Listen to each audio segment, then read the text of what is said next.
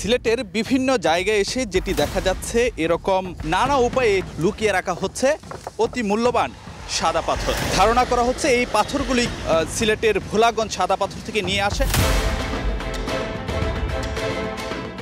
কবে এইসব পাথর কই থেকে আসছে জানেন না ভাই? আইসা সকালে দেখছি এই জায়গায় পাথর।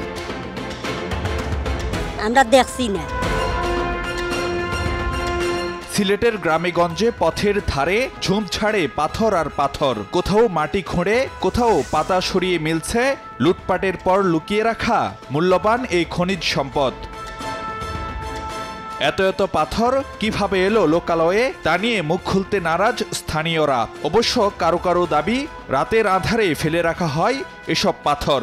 এগুলো কবে আনছে কবে এসব পাথর?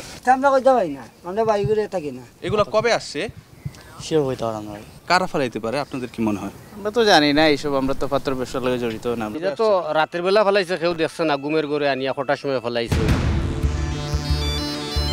লুটপাটের পাথরের খোঁজে চলছে প্রশাসনের টানা অভিযান। উদ্ধারের পর ভোলাগঞ্জের সাদা পাথর ফেলা হচ্ছে আগের জায়গায়, তবে সে গতিও অতি মন্থর। 1.5 কোটি ঘনফুটের বেশি পাথর লুটের বিপরীতে সোমবার পর্যন্ত সন্ধান মিলেছে মাত্র 4 লাখ ঘনফুট, আর পুনঃস্থাপন এখনো হাজার ঘনফুটের ঘরে।